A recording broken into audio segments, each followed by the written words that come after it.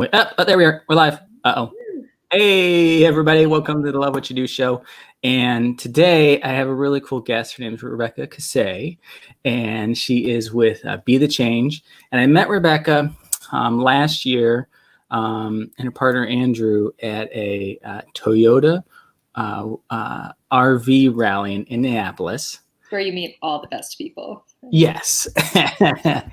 And you guys got this RV because you are creating a documentary called Be the Change. And it's about how ordinary people, when they volunteer, become everyday heroes. Is that that's the tagline, right?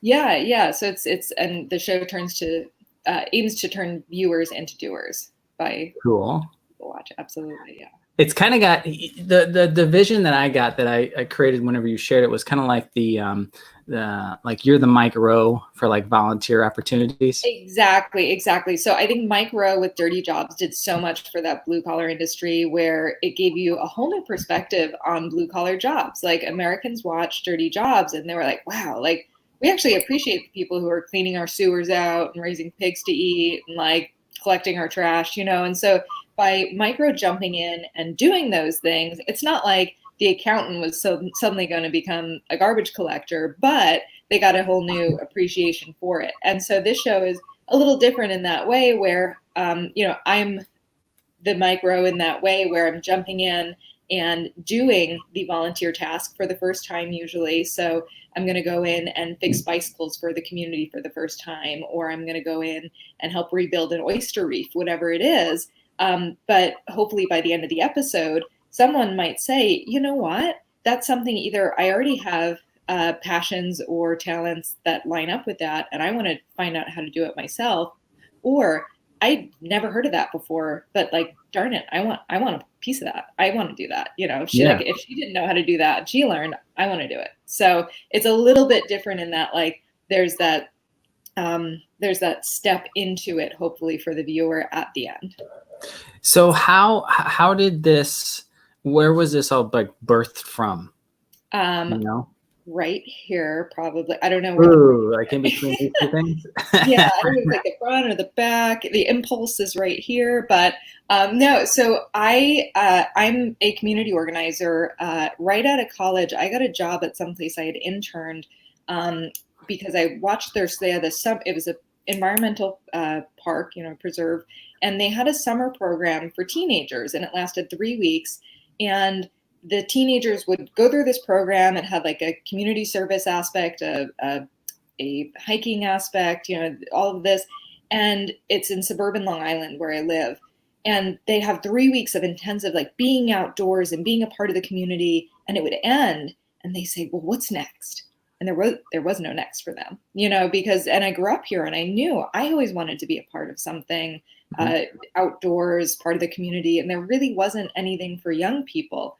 And so observing this for 2 summers, interning there, I said to the people who, the park director, I said, well, it would really only take one person to run a program that worked with all the other environmental nonprofits and saw what they needed done by volunteers. So invasive species removal, habitat rebuilding with natives, picking up garbage off the beach, all of these kinds of things. And then recruiting these teenagers from schools and through libraries and whatnot to get them to go do these things at local parks and be stewards of the parks, learn about environmental issues through hands-on projects. And so that's how I ended up getting a job right out of university, because I kind of saw an issue, came up with an idea, a solution. And so I created that and worked that job for 7 years. It was incredible. It was wonderful. And I guess I'm just the kind of person who grows things. And so after I grew that, I handed it off to someone else because I started to have the inkling that there was something else. And it was scary. I mean, man, I don't know if you've experienced this where you have something good going on, but then there's that thing in your mind that's like, there's something else out there, and so you're in an okay place. And so part of your mind is like, why would I leave this right now? But there's like the calling. And so I left the job. The job had a 401k, health insurance. Like it was good. It was fine. It just wasn't. I was turning the wheel there, And so there was like it had grown as much as the park director wanted it to grow. And so meanwhile, I had started a bed and breakfast, probably like 3 years into working that job, bought a house, started a bed and breakfast there. I laugh and say I keep myself really busy, or else I'd be like robbing banks or something just for like thrills. So always busy. So I have the bed and breakfast here. And so I was working that, and my husband's an architect. And so he'd go work all day out in the Hamptons. So like long commute, he'd be gone, 12 hours a day. So at night I'd be cooking dinner, and I'd have something on Netflix or, whatever, streaming, Hulu. And the question in my head all day, every day was like, how do you get more people to be interested in volunteering? Like, volunteering is one of those dirty words, right? Like, what do you think when you hear volunteering? I don't think dirty, actually. Well, I mean, not dirty, like dirty, but like that's sexual dirty. But I actually associate volunteering with having fun and giving back. Right. Well, and I guess you're a bad example, Brad, because thanks for that. Because you're already in on the secret. But a lot of people who haven't had that great volunteer experience, they don't know that it is fun. They don't know that it's something that is really engaging and gives you energy. It's not something that you're like, gosh, okay, fine, I'll do this thing once a year because like it's Christmas time, or whatever it is. It's not obligatory. It's something that if you find the right match for you, it gives you so much more life. Like, it gives you a sense of belonging wherever you are. And so I said, how do you show that to people? Like, it's really difficult to convince someone with words without them seeing and experiencing it themselves. So I'm cooking and like chopping onions, watching stuff, and it just occurred to me one night, I'm like, you got to show them. And then I spent like a year thinking I was crazy, because I'm like, do I create a TV show? Like, is that just totally crazy? And then after a year, I was like, yes, it is, but I'm going to do it anyway. Because I mean, who am I to create a TV show? But who is anyone to create a TV show? Who are the Kardashians to have a TV show? Like, is that, that content obviously sells, but like, is it more quality content than what I want to put into the world? Yeah. In my opinion, I mean, I guess I've never watched a full episode of the Kardashians, so I shouldn't be so. They volunteer all the time. Do they? I have no clue. Okay. I was going to say, because that makes me feel so much better, and I should not being so shady towards them, but like. Quit judging them.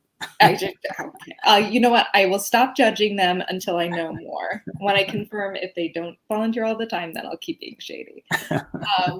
But no, it's really, for me, I just wanted to show people that, when I volunteer, it's like, it's the best hours I spend every week. I like what I do for work. I enjoy interacting with people. I have a happy relationship. It's good, but I love the feeling of being able to identify an issue in my community and go out and do something about it. Like, I go to bed feeling so much better that day, knowing that, like, did I make the issue go away? No, but I made a difference in someone else's life. And that's like the best gift you could not only give someone else, but yourself. So that's really cool. I'm going to change. Can you turn down the volume on yours, or maybe put in, or do you have a headset? I'm getting feedback on my end. Oh, sure. And this is all good. Sometimes it happens. But when you're out there, that's the thought I was having is when you're out there creating, like, this other idea that where we met kind of came to fruition. Like, you're like, well, how do I do this around the country? And then you started doing it with an RV, right? Right. And so part of that idea is that, here, I'm going to throw my headset in real quick.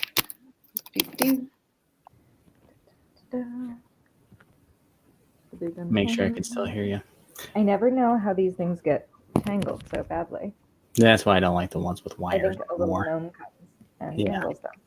You know. All right. Just Yeah. Okay.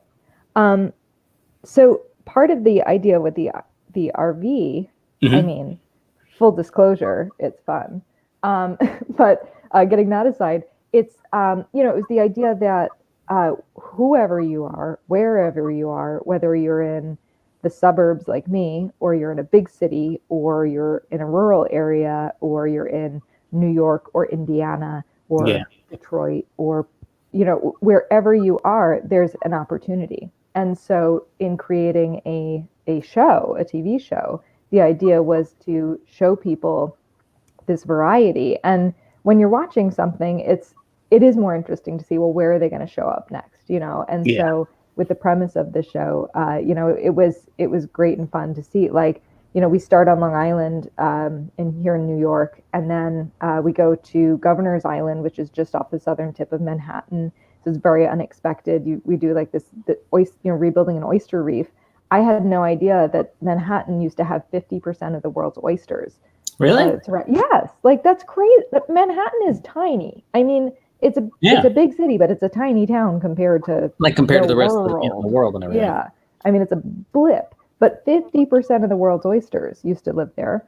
So there's the Billion Oyster Project, who's working to rebuild that, and any person visiting Manhattan can sign up to volunteer with them. Obviously, with COVID, put the pause button on that. But afterwards, you take the ferry over to Governor's Island. You get to volunteer for a few hours. Go get an ice cream, make a day of it. Like it's just this really cool experience, and you learn so much about the local ecology through this hands-on experience.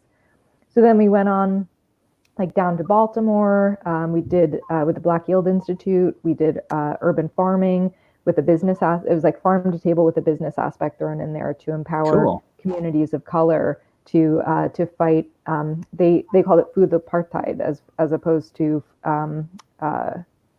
it's the term where there's no fresh food desert available. Yeah. So like real food, exactly. Yeah. So there's food desert. Like apples. Exactly. So everything is just canned. There's no fresh produce, and a food desert it's in their opinion is more passive. Like food apartheid is like it's kind of an intentional thing that these like people choose not to set up shop in these neighborhoods, and so they're saying like we want to grow a community where they are.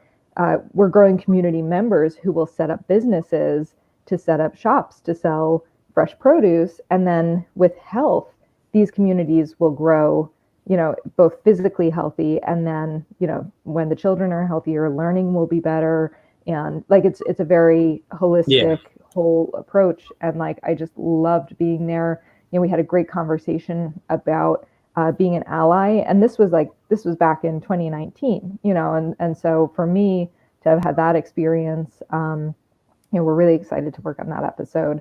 Being a Caucasian woman going into the Black Yield Institute and talking like, what is it to be an ally to an organization, that is predominantly people of color and working to empower those communities.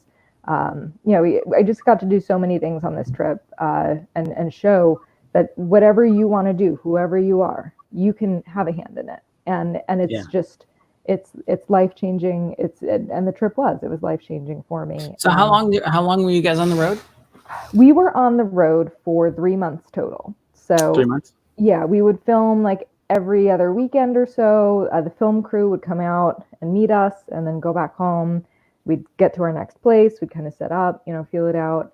And then after we were done filming, we took some time to kind of travel around, meet other people. I'm part of the Rotary. So as a Rotarian, you can pop into different Rotary clubs. And so that was a really great way to network. And we have places to go back to as well, which is great. We were going to be on the road again this summer, but we are here because of COVID. But life, stupid viruses. It's okay. I mean, it's not totally not okay, but it's had its silver linings as far as myself as a community organizer. I identified a way that I could help back in March, and so for 3 months I was going like 10 to 14 hours a day helping organize a group that I started to just get make people who wanted to make PPE, connecting them with people who could donate materials, and like getting all those people together, and then getting all of that routed to places that actually would accept whatever they were making.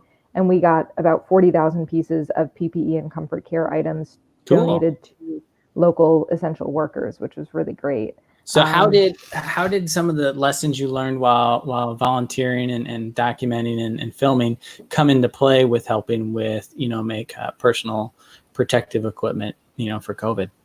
It was, I think, a lot of my past like 10 years experience just kind of all came into it. Just everything snapped into place. Like the community connections I've had here, whoever I called up would call everyone else and just hunker right in. Knowing how to empower people, and it's and knowing not to be shy about asking people for things, because I found myself talking to a scout troop during this time of COVID, because they were doing material drives for us. And, I said to them, do you ever feel uncomfortable asking people for things, for their time, for, monetary donations, for food, food donations, whatever it is?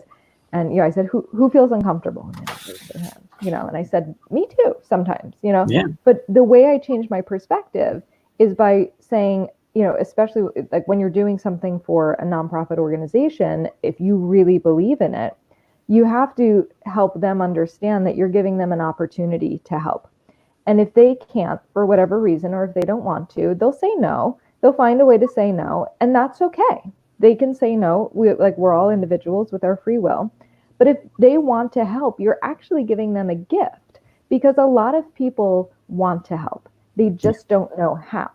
And so by you saying, hey, I'm collecting food for a food drive, it's, the hunger rate has skyrocketed right now because of COVID. And if you just have 1 or 2 cans in your pantry that you can give right now, we're going to donate that to local people in need. The person you're asking might be sitting at home reading the news and saying, oh my goodness, what can I do about this? And you just gave them the gift of being able to help really easily by reaching into their pantry and giving a couple of things. That's a gift. It's not a burden. And so that shift in perspective is so important sometimes. So I guess a little details about the you're working in post-production now. What's the is it going to be like one season?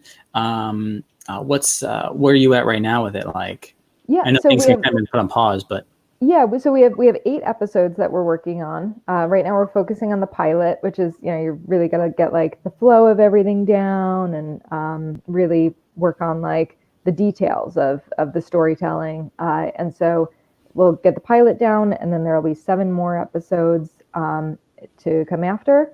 And it takes you on that journey, from Long Island to DC and over to Detroit. And so it's a big journey in there. And it tells the story of going to all these different places and volunteering in 8 different ways, in 8 different places. Yeah, it's I think it's really cool. There's a question that popped in my head a little while ago. It's like, what's the biggest surprise that you learned along the way? It's a really good question. I think the biggest surprise to me was how much I was surprised by certain things, and I think that is what I love the most about life, is that even when you think, I've been a volunteer coordinator, community organizer for, 7-8 years. I'm good. Like, I'm making the show, so I must be an expert. I would find myself so emotional and uncomfortable at moments, but growing so much, through the discomfort, through these conversations, through these moments, like even where there was one in New Jersey, we volunteered at a cemetery that had been, so it's funny with cemeteries, we think modern cemeteries, you pay a lot of money for a plot and it's perpetual maintenance. But before that system was set up, there's these cemeteries where if a city or the government, some government entity doesn't maintain it, then it's just kind of like, who's paying for that maintenance of of the land. And so the Harassment Cemetery in Jersey City is one of these cemeteries that literally was all overgrown, like it was, and it's in the middle of a city. It's crazy, but like Hamilton's relatives are buried there. Like it's a prominent old cemetery, and so it was important.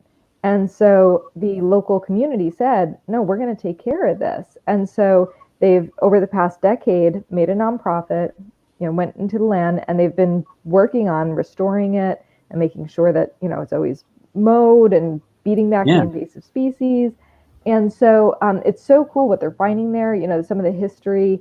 It was one of the first integrated cemeteries in the United States, where after the Civil War, the soldiers who were the slaves who were freed in the North, they went and fought alongside the people who, the families who had previously owned them. And so they went and fought with the North. And if they did not come back alive, they were supposed to be buried in still separate cemeteries. But the previous owners said, no, this was not my property. These people were my family, and I want them buried with my family in my cemetery.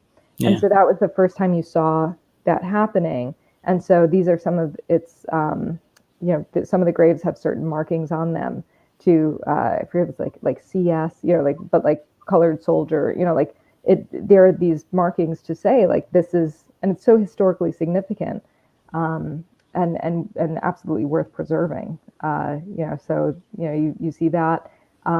Anyway, I'm digressing. Just like so much. I'm curious. Like that's a really cool story. Like, why was that impactful for you though? Like, right. So the cemetery, a lot of the volunteers there are veterans. Mm-hmm. So and obviously veteran, like Korean War, Gulf War, like more recent veterans. And I have a lot of family members who are veterans who have served our country, and they, we'd be working and chatting, and they'd be talking about their experiences, and it was surprisingly emotional for me to hear, and I found myself in moments not knowing how to respond, and so we would talk sometimes about like, I'd say, well, what is the best way for someone to support you and to listen, and so just having those stories about, and those dialogues about what is the best way for someone to support a veteran, someone who's been through what you have been through, and given, sacrifice what you have for this country. It was such an important conversation for me, not just in my like volunteering life, but just in general, to talk to people who have given that service, and then now for the rest of my life be able to feel more confident moving forward, having had that interaction. It's I hear connection. Yes. And listening and letting people be heard. Yeah. Yeah. And I think that's the biggest thing, because when you go in as a volunteer, you're learning how to do something. And so you have to listen to directions, but also you're learning about whatever you're helping with.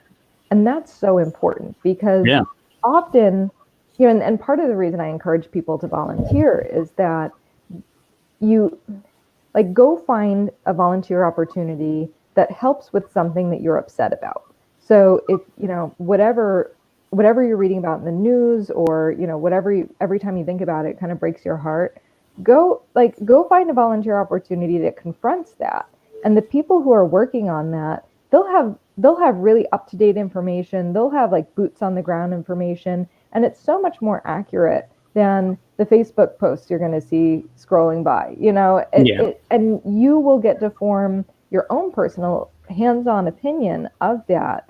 And it's going to be so much more deep and complex than just reading a news story, which even the most unbiased news channels, when a person writes something, it's coming from one person's mind. And so we are all biased. And so just going and having experiences time and time again, you will get to form your own first person perspective, and that's so of another person or another movement or whatever it is. Yeah, right? and just go and learn by doing, and even if it's something that maybe you don't necessarily feel comfortable with or agree with, just go and like observe and support and see and say, what is it about this that makes me uncomfortable? And if there's, especially if there's like people in your family who, like if whatever it is, it's such a great way to learn and learn to listen. Even, it's definitely made me a better partner, a better friend. It's when we first started the conversation, and you said you're kind of leading the question of the conversation about like when you don't know or hesitant to volunteer, and I forgot that I volunteered for a lot of different things over the years, and it's almost become like obvious to me, like, oh, it just gets to be, it's just like you go there and you have fun, and like you're just helping someone or some organization. A lot of times there's free food. That was definitely an incentive for me, or free beer or whatever, and are you still there, Rebecca? I think you paused. Uh-oh. We may have an issue on the broadcast. Oh no. I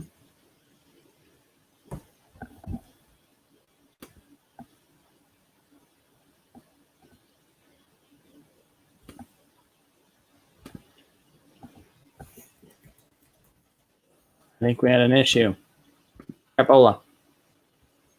Well, while we're waiting for Rebecca to return, what I was sharing there was, let's see.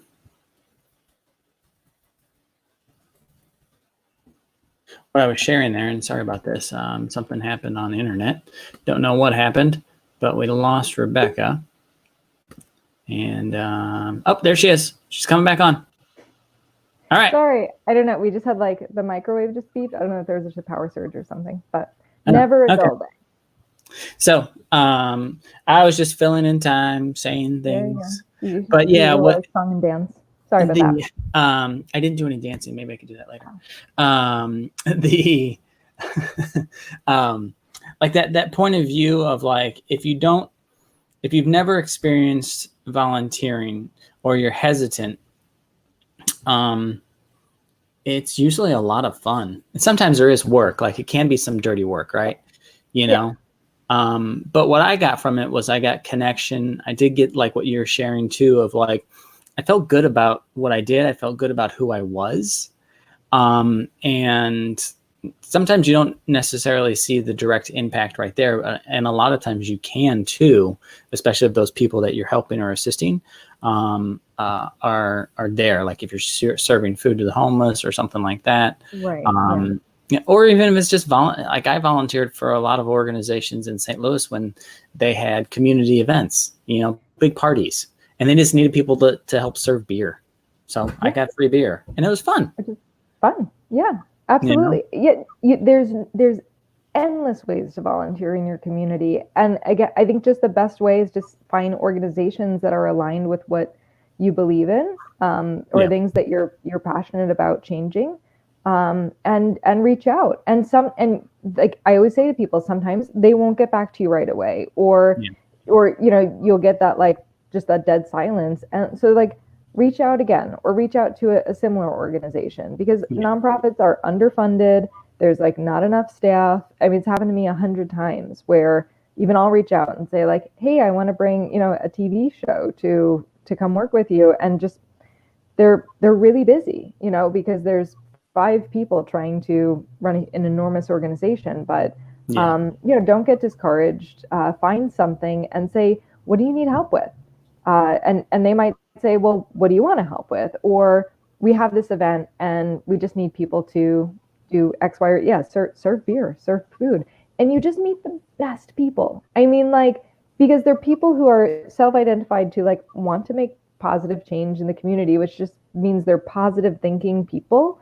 Like, which I imagine you are too if you're going out and doing this. I'm not. Oh, not you. No, I know that you're not. I know you're just one of those grumpy people who are like, I'm just going to sit here and complain about everything, but not do a darn thing about it. Yeah. I throw chickens at people. Yeah. Which, like, again, I can be that person sometimes. We can all be that person sometimes. And I think for me, it's about identifying, like, you're being that person who's just sitting here and being like, I can't believe that this is happening, and flipping a switch. It's about taking it from complaining to, well, what can I do? And again, you're not going to, like, in a day change it completely. But if you don't do anything and nobody does anything, it's not going to change. But if you do something and I do something, and, like, even a tiny fraction of people do something, it's going to change. But it takes you. So it's pretty cool. It is. It's pretty cool. I mean, to go to these places too and hear the stories of change that has happened because of their volunteers, it keeps you going back, like that, and the friends you make. And then if, like, you know, even if like you want more exercise, you want to go, like, walk dogs at a shelter, or you can't have a pet at home, but you want to just go pet cats at a shelter. Like, there's no limit to ways you can volunteer. And go ahead and be selfish with it. Like, if you just want to go play with animals, go play with animals. It's still volunteering, and it's still super helpful. Like, you're making animals more adoptable. Do you think the bank has any volunteer opportunities to, like, just kind of, like, take care of the money and, like, watch over it and keep it, you know? Cuddle the money. Yeah. You know, and if it wants to come Spend home it, with you, you know, then, like, you could adopt the money. I could adopt the money. Adopt the money program. I could do that. Yeah. It's lonely. See, and, like, I'm so literal. I'm like, yeah, they totally probably have, like, mentorship programs for people who don't know about finance. Well, you know, this has been cool. I appreciate you coming on. Where, you know, I know you're still in the middle of creating the documentary, and if there's cool organizations that are out there that would love to have you come out and film them, or other people that want to reach out and get to know you better and what you've been up to, where can they find you? Absolutely. Yeah. So I am on Be the Change with Rebecca as a Facebook page, which is the best way to keep, like, you know, I'll keep posting about our progress. You can go to our website, and there's a place to fill in your email, so you can get, like, exclusive email updates there. So that's bethechangewithrebecca.com. And otherwise, you know, just keep in touch really by Facebook, and hopefully in the next we should have our teaser out in the next couple of months, and then we're seeing, you know, what route we're going to go as far as distribution, and you know, we're thinking Amazon Prime, you know, but with COVID and everything, it's been a bit delayed. So we're hoping by the end of this year, early next year, everything will be done, and we're really excited. But meanwhile, we're going to be putting out snippets. We're going to be you know, continuing on with you know, tips and things to do in the area, whatever I'm doing. I'm actually running for my local village trustee as a position there. So you know, and with the aim of hopefully engaging more people with the local nonprofits and community programming that we have going on here. So always something going on. Yep, it's really cool. So before I go, I just want to acknowledge you for all your work. Like, creating a TV show, I don't know everything that goes on, but I have done some video production in the past, and it is a lot of work. There is a ton of work, and you don't see the real fruits of your labor until the end, and going over and over and over and over edits and all the film and then audio and video and working with people and getting contracts and, like, you know, like signing releases, and, like, there's just a ton of stuff that happens in the background, and it might take 50 hours to create 30 minutes. Gosh, yeah, and even more than, and I think, and you know, but Brad, I know this is something that we've talked about, where, like, it's so easy to stop, like, it's so easy to lose the dream and say, I made a mistake. Like, this is too much. What was I thinking? And I think we all can get in that rut sometimes. And I always just remind myself that the biggest difference between someone who makes it and someone who doesn't is that they didn't stop trying. and so for me, I just have to keep pushing myself, and like I get in that rut often because like you're on like the 7th edit of the same darn thing, and you're like, why isn't it there yet? Like I thought I was just gonna waltz onto camera and it was gonna be like perfect the first time, and you were just gonna like, boom, done, right? No, and then it's crazy making, but it really, when you do something independently, it makes you look hard at yourself, and you have to separate your self-worth from what you're creating, and just keep pushing that creation on and on. And like you said, it's not until like literally the very end where you're like, this is the thing that I wanted, it's hard. It's really hard to keep going, but you have to tell yourself it's going to be worth it because of that original vision, the vision that this could help empower people to take that step. And I know it already has. Like I know the people who follow our social media, they've written and said, I saw this post and I went out and did this. And it always brings me to tears to get those messages. So that's what keeps me going. That is cool. Well, thank you very much for being on today. Absolutely. Thanks for having me and doing this all the time. Yeah, it's my little thing, maybe it'll be a big thing one day. Who knows? Yeah, everything big starts little. So. Yep, exactly. So I'll go ahead and end the broadcast. We'll chat after this, but thank you again for being on, and I appreciate you. Yeah, and to end this, like, go find somewhere to volunteer. It really helps you. It just really creates a new space for you to feel good about yourself, to feel good about what you're up to, and you make new friends along the way, and opportunities too. You never know what's going to show up. Cool. Job opportunities, life opportunities. You can meet, if you're looking to meet somebody romantic, friends, whatever, you never know. And like, it's just, and learn something about yourself, fall in love with yourself again. That's the most important thing. I was just thinking of a horrible tagline for go volunteer, have sex and have fun. Yay. It might be good marketing. Make more money, have more sex, go volunteer. Totally different show.